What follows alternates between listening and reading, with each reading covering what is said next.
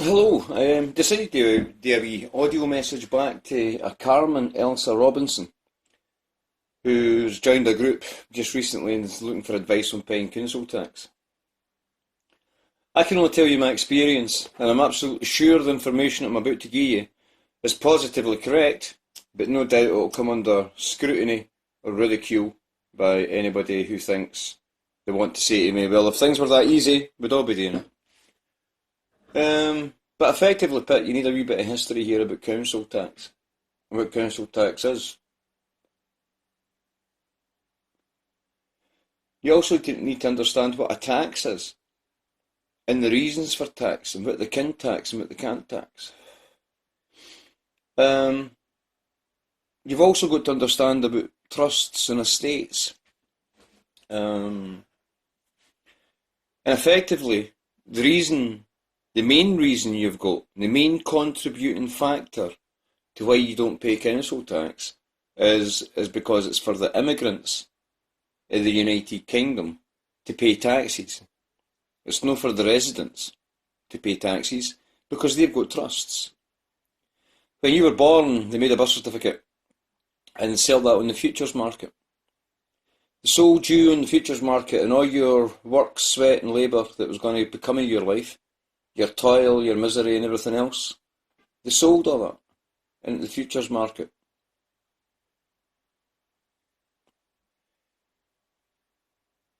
And, excuse me.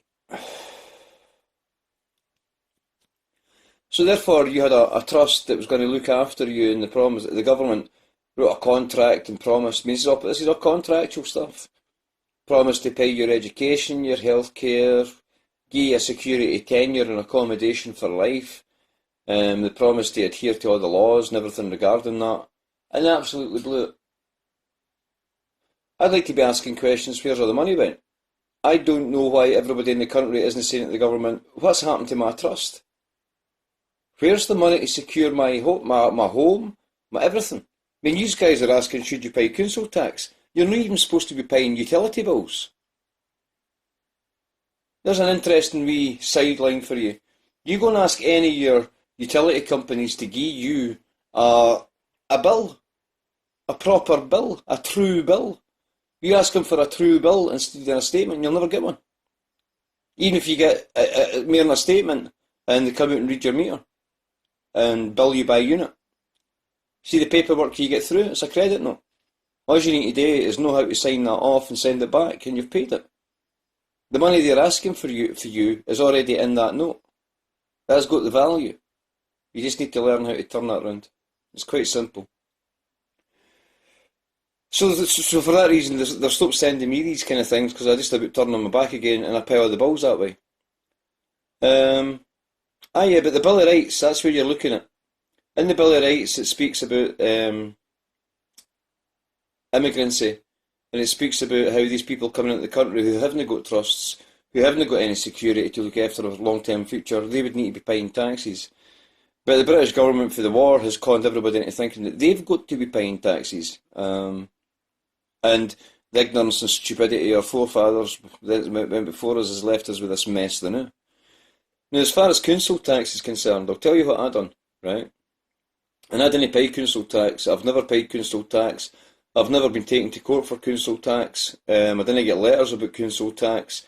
And they know not to annoy me about council tax because they're going to get the same answer back each and every time.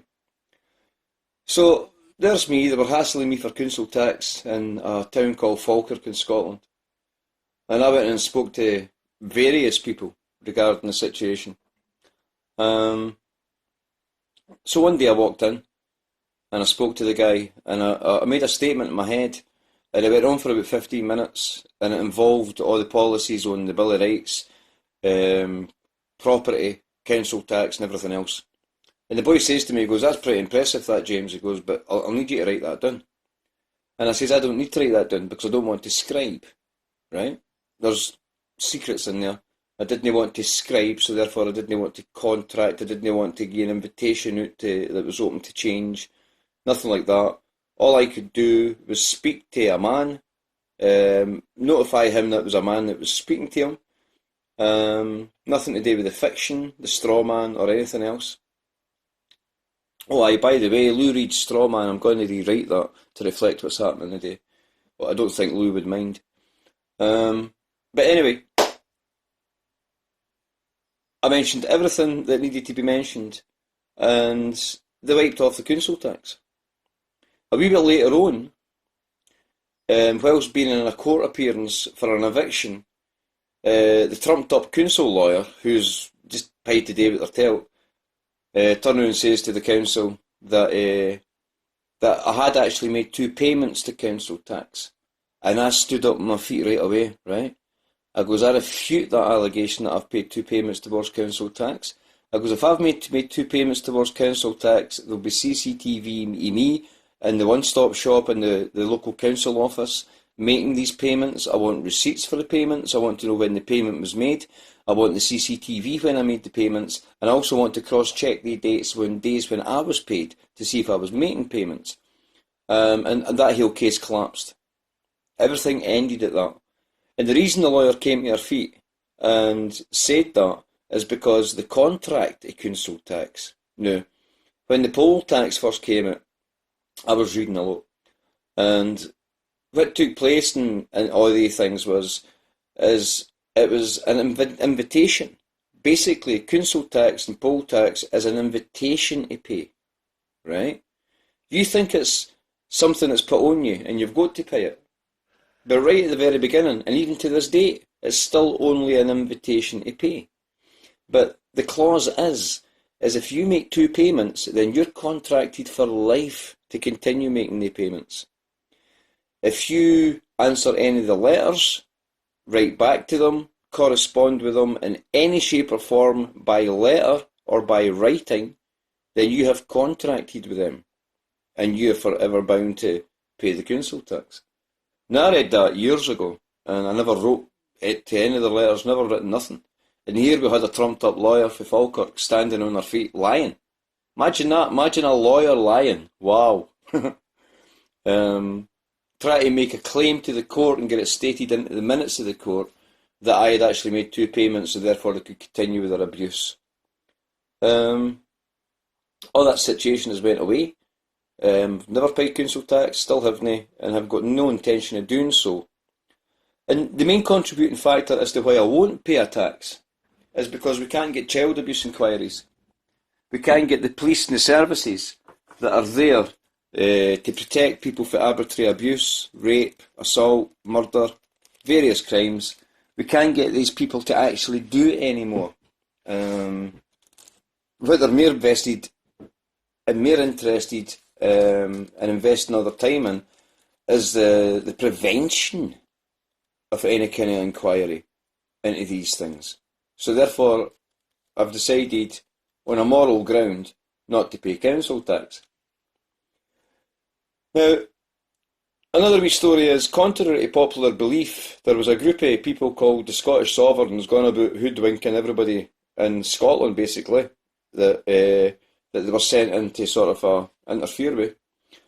And on day one, I told them they were all Polish. This blew them away. They all got red faces. It was an incredible moment.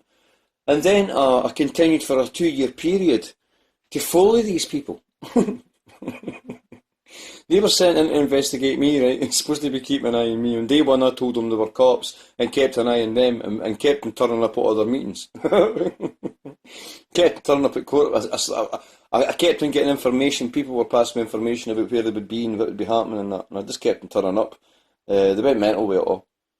But that group called the Scottish Sovereigns, they were advocating, they were common law advocates, and they were there to stop the government, there to stop that. I told them that they were only there to sideswipe people who had a real good claim in the courts against the government, and to prescribe this idea that common law is the riot that'll sort everything out, whilst at the same time they're missing out on all the statutes and acts that's coming out in the Scottish Parliament. Well, it's not a parliament, it's an executive. Well, it is a parliament. Aye, it is a parliament, because a parliament's a place where people meet to talk. But the cause of government is just an executive. They missed out all the statutory regulations that was getting provided by them at the time.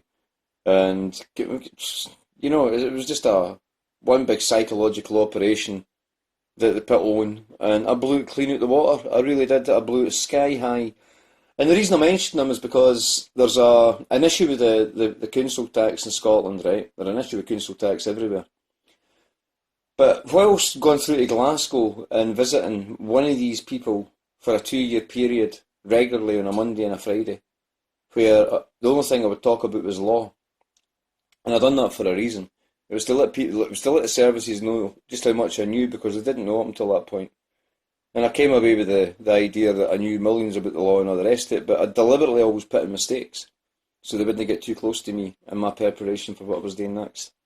I'd always deliberately put in mistakes to let them think that I was offline somewhere or another and what I was doing wouldn't work. So that was a wee play that I used put in. But with the council tax, there was one of the women involved, a lassie called Teresa. She later claimed on the internet that she stopped people from getting evicted for council tax, and she saved the day, and she was written about in the papers, and everybody was like, hey, hey, big hand clap for Teresa. Now all these same people that was doing the hand clapping and the appreciating was the very same people that knew exactly what I'd done in the court. And I'll just explain briefly what I'd done in the court. This is in Glasgow Sheriff Court. And this is in about maybe 2011, I think. So you're talking about 9 years ago. I walked into Glasgow Sheriff Court with two big leather cases. In one case, there was a precedent case that should have been a precedent case, but the court wouldn't hear it because of the extent of the development of the case and the input that I'd put into the case. Because effectively this case identified that there wasn't a house in Scotland that was above the tolerable standard. Tolerable standards are incorporated into the House in Scotland Act 2006. And the standards the house has got to be for it to be a tolerable state. Then you've got to think about the law of contract on when you've got an offerer and an offeree in a contract.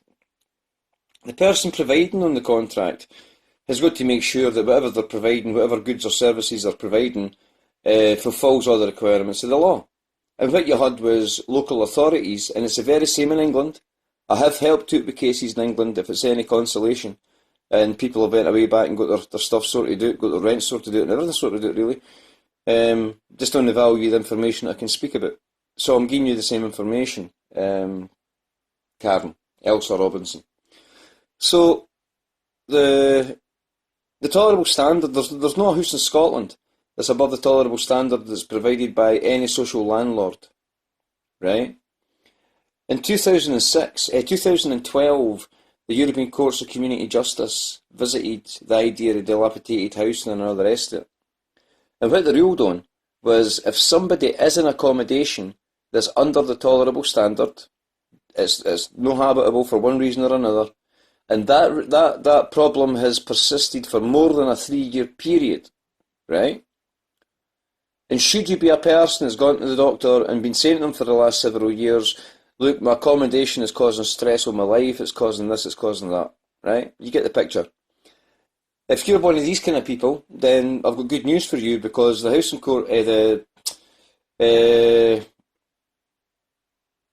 European Courts for Community Justice ruled in 2012 that if you didn't get effective remedy, redress and accountability for social landlords and stuff, it would be psychological torture.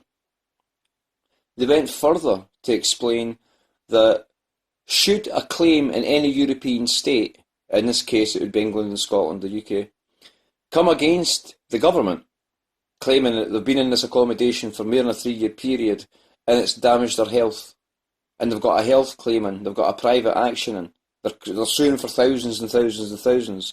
Basically, the European Courts of Community Justice have said, right, you're listening to this, it's not for the European state to decide whether the torture has taken place, it's to be accepted that it has taken place.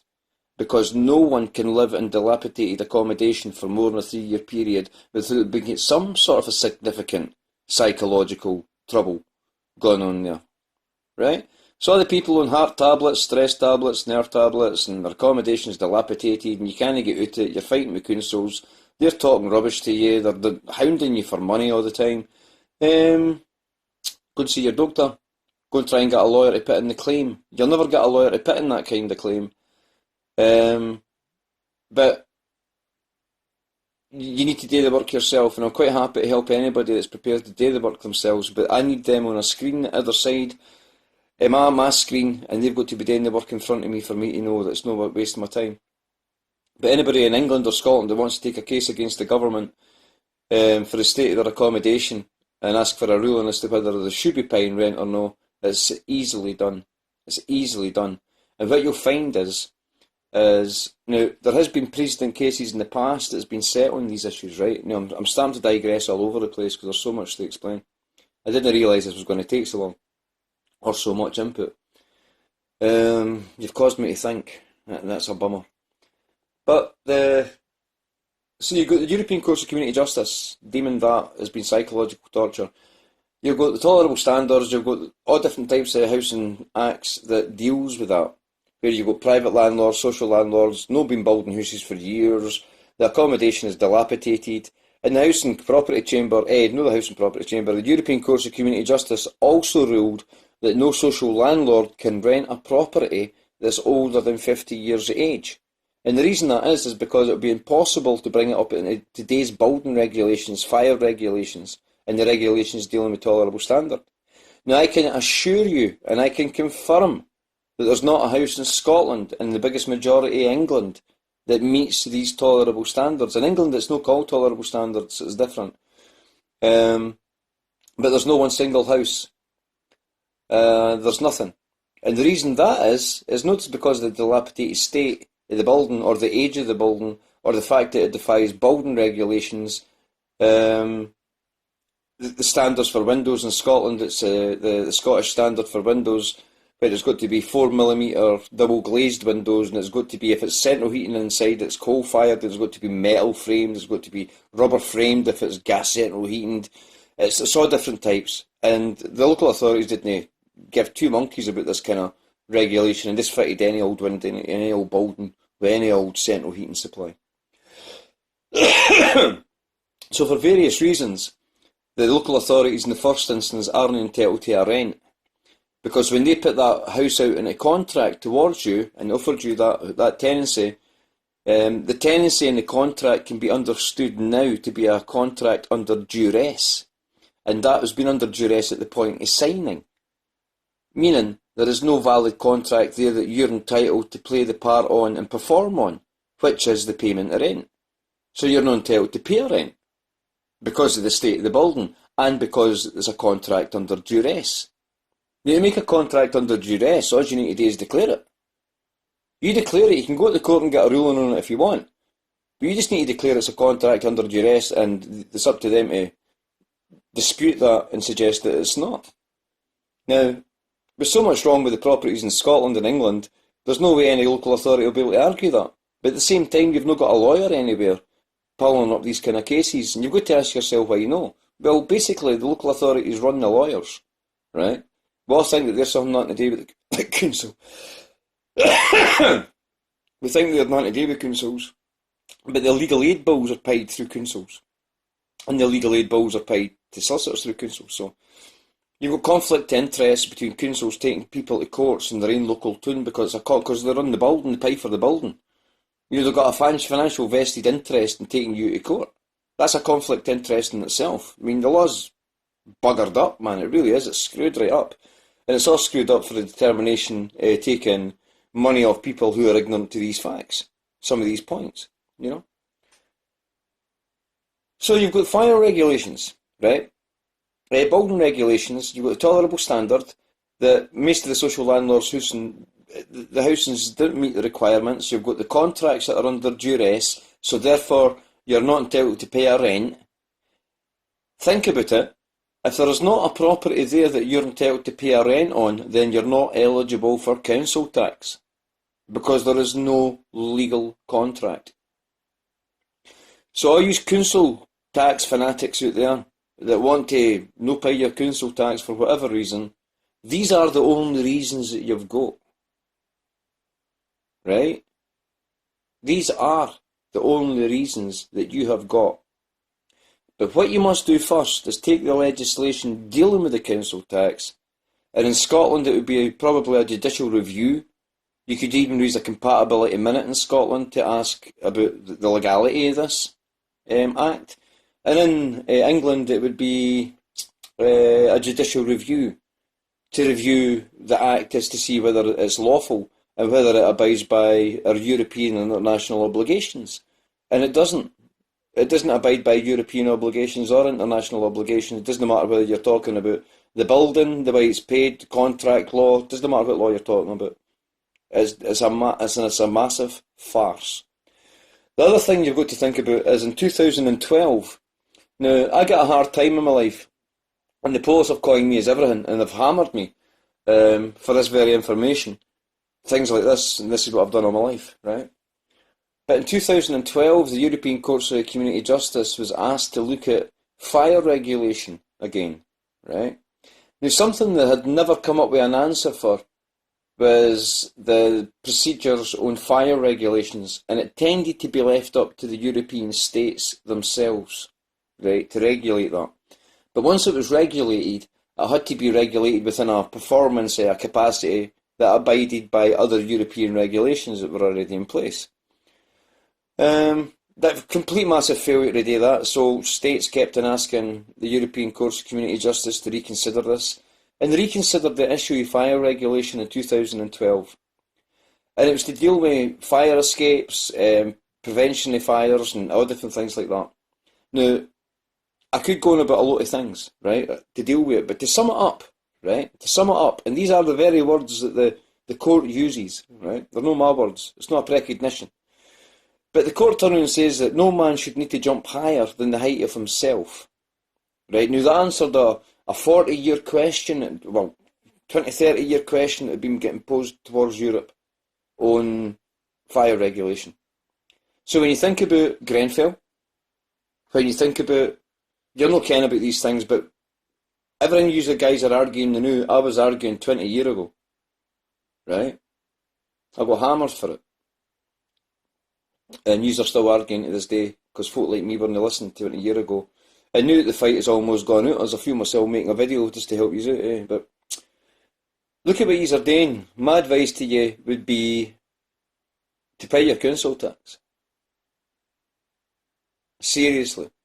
Because the road forward, unless you are yes sir, no sir, 3 bags full sir, then a certain kind of certificate just might find itself coming your way, because of the powers that the NHS and the police have now got.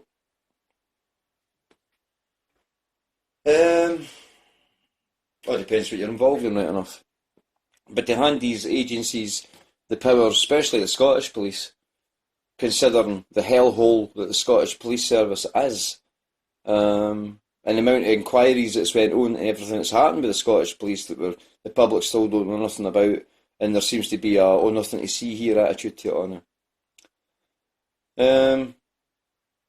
So fire regulations for every social landlord. A social landlord is your council, obviously, eh? But for every social landlord, if you're living in a 3-storey building, there's no fire escapes, don't pay your rent. Seriously. It breaches fire regulations. Because the guy upstairs in the second landing has got to have a fire escape outside his building to get out. So is the guy in the top. And if you live in the bottom landing, right, and you think, well, I don't need a fire escape, you still don't need to pay your council tax because the building is no fit for purpose. It's not just your property, you know. So there is certain types of bungalows that I've noticed in Scotland that do fit the tolerable standards, they meet building regulations, and they do meet fire regulations. So there is 1 or 2 properties that I've found in Scotland in a 30-year period that actually comply with the regulations. But to sum it up, basically, you're not entitled to pay a council tax because in the first instance, the local authority isn't entitled to a rent. And the reason they're not entitled to a rent is because the contract that they put the house onto is a contract under duress because they fail to comply with their part of the contract as being an offeree of a contract. It was their duty to make sure the house was above the tolerable standard, met fire regulations, met building regulations, and if at any time the building was causing any sort of a harm to your health, they would need to have investigated the reasons why. Now, we all know we're all sitting in buildings with no roofs, walls, damp, holes, Nothing working, nothing getting fixed, and everything getting left for years in some cases that I've come across. But Carmen Elsa Robinson, that's your starting point. Your Bill of Rights tells you it's for the immigrants to pay taxes. We've all got trusts. Start to tell the council all this. Write down things that I've said. Mention it to the council. Didn't get to the council in a writing. Just write down the things that I've been talking about, and go in and read it to the council. And tell them you'll ask for a judicial review if they ever bill you again. But get back in touch with me. There's loads more that I could be saying on this matter. Just choose not to because I can't be bothered thinking about it really.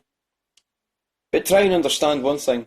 Before you're entitled to pay a council tax, which would then be a judicial review to argue the Bill of Rights and whether you should be paying this kind of tax, and whether the council's in a position to charge you this kind of tax, and whether the Scottish ministers or the UK Parliament were right in the first place to bring out such an act that created you to pay this tax, when you've got the Bill of Rights there telling you something completely different, and that is what our democracy is built on.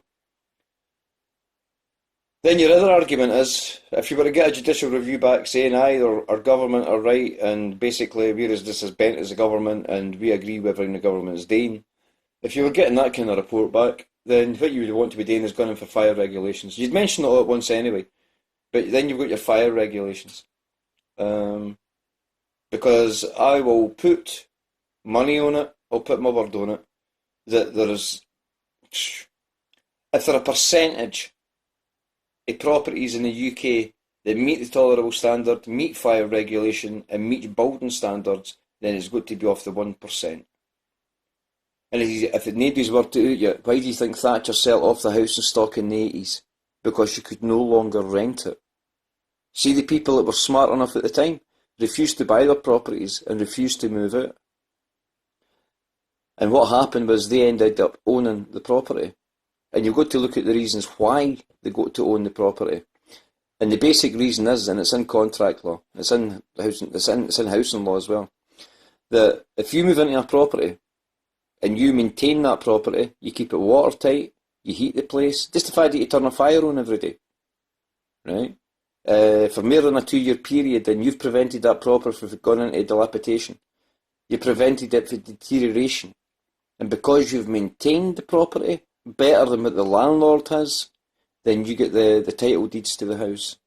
And when Thatcher sold off the house and stock in the 80s, there was 3% of Scotland who knew about these wee loopholes.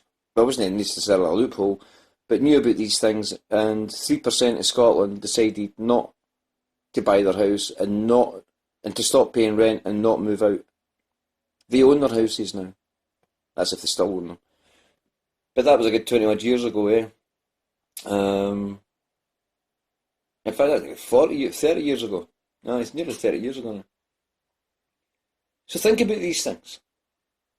That's all you really need, is these wee pointers and go and do your own investigations. And I'll guarantee you'll not need any more information than that to win a case. But what I would do to all the council tax groups, I'd give a strong piece of advice. Stop shouting about things on Facebook, right? What you want to be doing is, for those in England and Scotland preparing judicial reviews, contacting each other as star witnesses. So everybody in Birmingham would get together, everybody in Newcastle would get together, everybody wherever would get together and come as a collective on the judicial review where you're all star witnesses to each other, how you can talk about how the contract law that's been provided by the local authority, who I must add are the authority to make sure that all contracts are legal, right? Are the authority to make sure that all commercial properties and private properties are maintained up to a high standard, and they'll bill you and do everything if you didn't, they'll fine you, they'll take you to court if you didn't. But their own properties, they don't give a tough about it. You, as a client, as a customer, your health, what you're living in, the conditions you're going through, your well-being, your mental health, they don't give a stuff. So we're at Glasgow Sheriff Court, and it's everybody that's up there for council tax. And that goes in and sits in the court. And when I turned up, there was two of these Scottish sovereigns looking a bit worried about these two bags. There's also a dodgy lawyer involved with these sovereigns who played mere faces in the toon cloak, really. That's the kind of part he played. So I want you to try and imagine the situation here. People are getting evicted for council tax. Disabled people are going into docks and they're being manipulated by questions. And the questions they're being asked, they're getting correct answers, but they kept getting asked the same questions until they gave a different answer. And the different answer was, you're happy, you're basically being evicted and you're going to still pay the rent and all the rest of it, right? Now, what had happened in these evictions was the councils were going for what was basically known as a double-edged sword eviction, right? And that being, they put in applications to the courts. And the courts, knowing that these applications are no lawful, are accepting them and putting them through. And then manipulating disabled people and people with little intelligence in the dock to get them to say aye and no at the right point, right? To allow this to happen. And we sat and we witnessed this taking place and we thought, how can anybody come to their job with the intentions of manipulating people, disabled people, people that are not that bright, into a position where they've just agreed that they're going to pay the rent and be evicted? I mean, that's crazy, isn't it? Not only did the court know that the applications weren't lawful, but they accepted the applications and ran with the applications and done things in a certain way to try and get people to answer in the right places. Yes and no. And the people who didn't get to answer yes and no in the right places, they got anger and hostility all aimed at them. So I had watched these cases go through and I'd seen what had happened. And I'd done a wee bit of investigation into it. So I goes along to Glasgow Sheriff Court with my two cases. And I sits down and I tells nobody what I'm doing. Now, the person called the Sheriff Clerk up in Scotland, right? Without a sheriff on the bench, starts calling names. And the first name it's called, this big boy, looking back, I wish I had called a different name. But this big boy gets up and goes to the front of the dock and says that he's him. I'm at the back of him, and I jumps in front of him, and I says to the clerk, are you a whole clerk? And everything froze. The lawyer stopped, the whole clerk looked at me, and she goes, who are you? And I says, it's not really important who I am. I goes, I just want to know if you're a whole clerk and you're qualified to be doing what you're doing. At that, she told the guy to go and sit down, that his case would be held before a sheriff later on that day, and her and a few other people just got up and left the court. So what would tend to happen in Scotland there is, I think it's called a sift, where the clerk, who used to be a whole clerk, which is still a legal requirement in Scotland, to have one in every sheriffdom, and to have one in the High Court, and they've done away with them all, unbelievably, and they've replaced it with people that are not qualified. It's the first thing they tell you. We're not qualified to be dealing with the department that we work in. It's crazy. Hello, we work in the Law Society, but we've not got a scooby what you're talking about. Oh dear. But anyway, where was I? Aye. So, whilst this was going on, I was sitting waiting in the court, and eventually I was talking to a few people. I still didn't give my full hand away. So a sheriff comes on the bench, and this boy's name shouted out again. And I goes up, right? Only this time the boy's got something to say to me about me interfering, right? I goes up and I says, I'm hearing this case and what the matter is. And this boy goes, who are you? I don't even know who you are. And I says to him, I goes, sir, I goes, if you just let me speak, he goes, you'll keep your house and you'll not need to pay any rent. And the whole court heard this, and the boy just stood there, really uncertain about what to do next. And I'm standing there with a briefcase and a suit and everything, eh? So I looked at the sheriff and I says, look, these double-edged decrees are no lawful. And the sheriff, the look in his face, it went on fire, man. Because he knew they weren't lawful.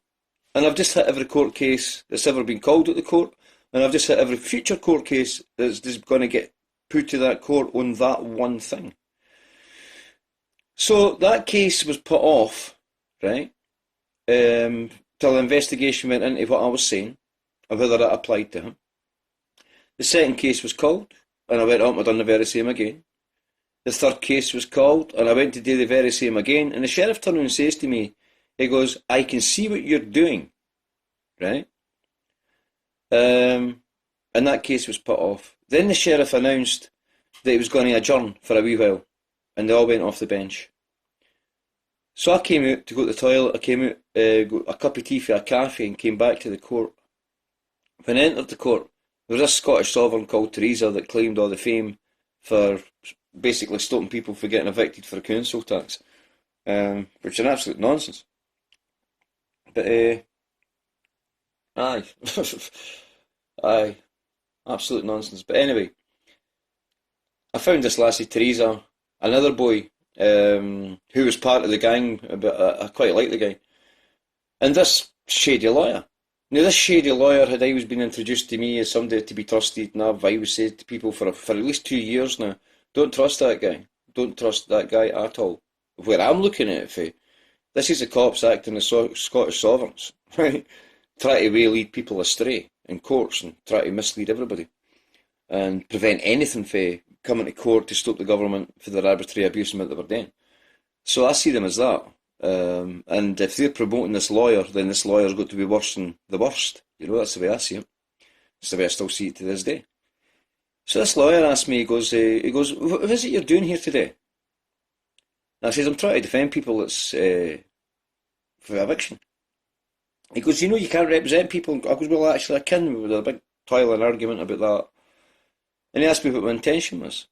And I explained to him about the tolerable standards, ground rent, councils not being entitled to a ground rent, so therefore they were not entitled to a council tax. I explained all about the bedrooms that they were trying to claim bedroom tax on. The bedrooms didn't constitute the proper sizing for a bedroom, so therefore it was just a room and not a bedroom. And that most of the properties in Glasgow didn't have bedrooms, they only had a living room, a kitchen, a toilet, and several rooms, 1 or 2 or 3 rooms, you know. Because the legal definition of a bedroom and its consistency of what makes up a bedroom, the sizes and dimensions of the bedroom, weren't employed in the building regulations when they built all these houses, eh? But there we go.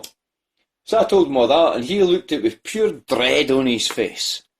The man stood there with pure, nothing but dread on his face. And Theresa and him both looked at each other. Then he storms off. Now this is a solicitor, right? That I've just spoke, he's came up and introduced himself again. We've spoke amicably, I've spoke politely to him.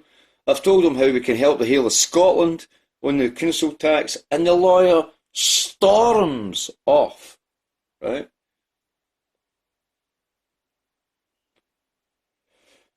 Cut a long story short, I wasn't allowed to assist anybody again for the rest of that day. And the sheriff came back on the bench, called a name. They started to get railroaded. I got up, left the court with the person, got their names. The same thing happened to the next person, then the fourth person took the duck.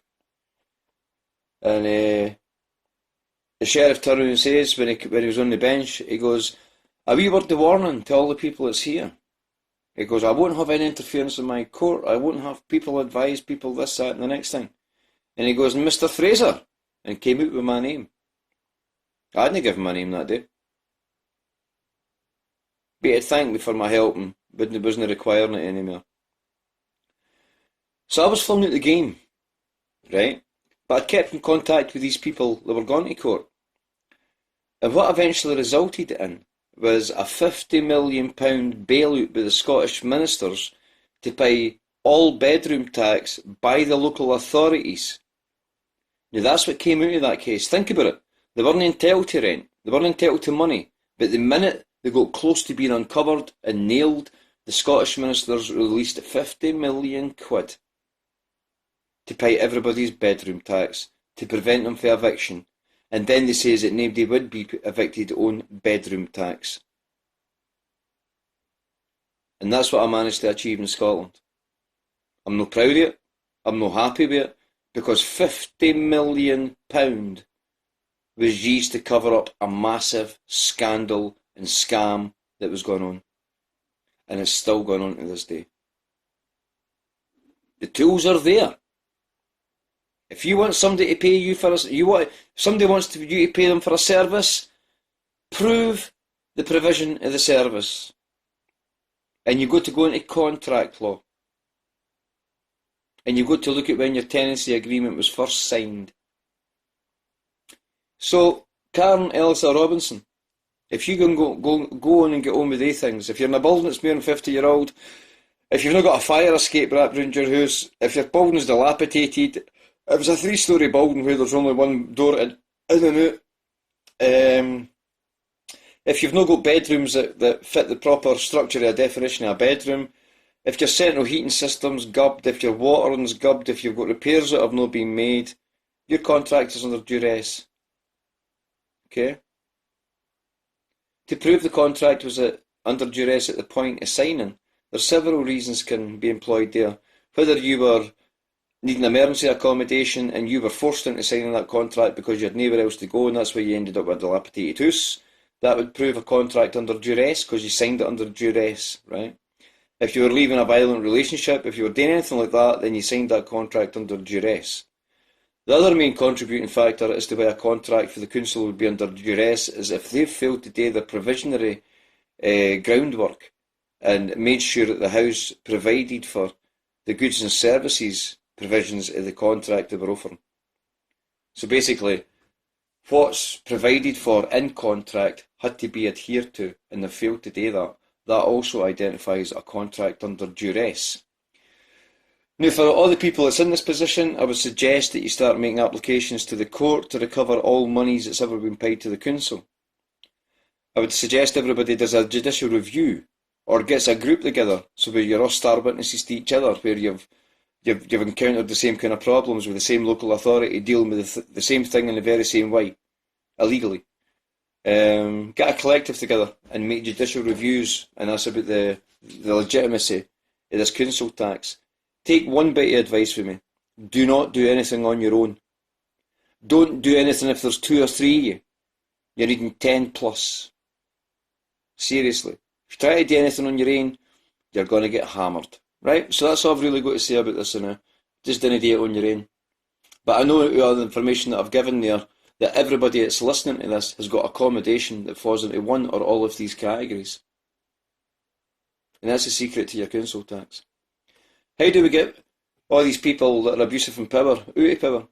How do we get proper child abuse inquiries? How do we get a proper police service? How do we get a proper people working in the authorities that are no biased, malicious or prejudiced and quite happy to write reports at a whim because a policeman told them to do it? How do we get these people in there? Well, I think we're going to find that all these things are going to go bust this year. Anyway. But I've been advocating for the last few years, if you just don't pay your rent, put this current rent at a deficit that they couldn't handle. And they need to deal with the problems that we had. They need to listen to us. Because they know they're not listening to anybody. And Facebook, it's just a psychological operation to capture everybody out. So watch what you're doing, eh? All the best. Thanks for listening.